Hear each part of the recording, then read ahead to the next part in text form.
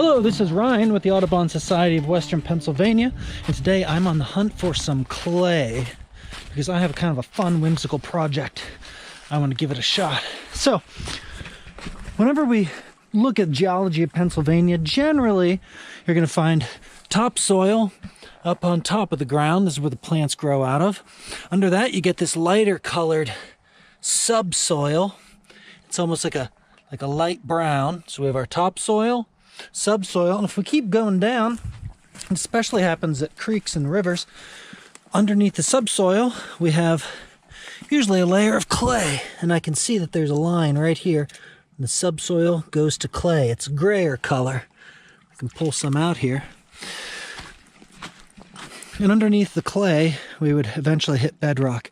So this stuff's nice and smushy. It's put down in layers.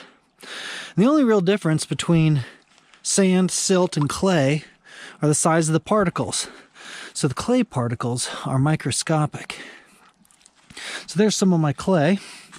And then I'm going to gather up some of that and we'll start on our project. So it would have been important to people in the past to be able to know where to get clay, especially potters, whenever that was, one of the main modes that you would cook in and store things in. And we're lucky in Western Pennsylvania. We have a lot of clay deposits.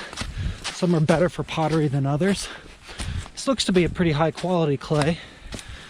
So I'm going to haul some up from the creek side up to my base camp, and we'll start our project soon.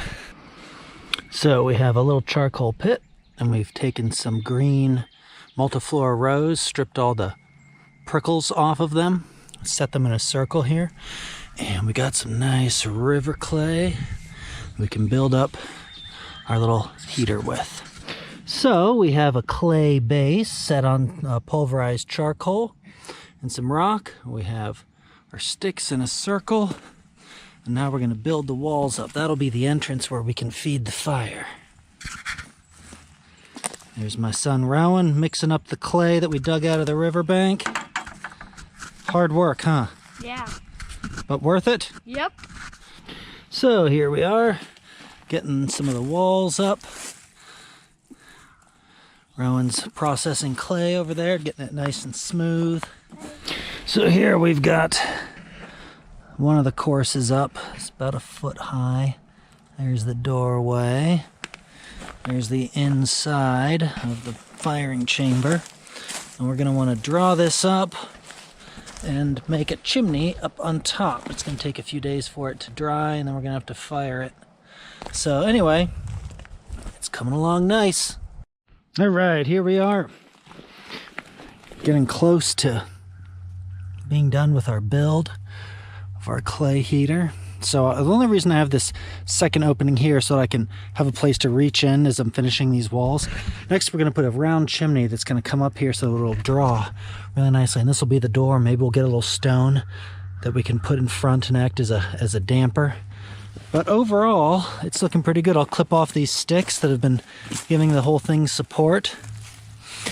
If you had this inside of a shelter, you could make that clay chimney go as high as you wanted, and then this clay would get hot and it would just radiate out heat.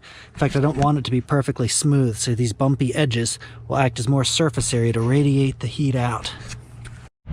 So here is our finished little survival stove. You can see inside, that's where the fire would go.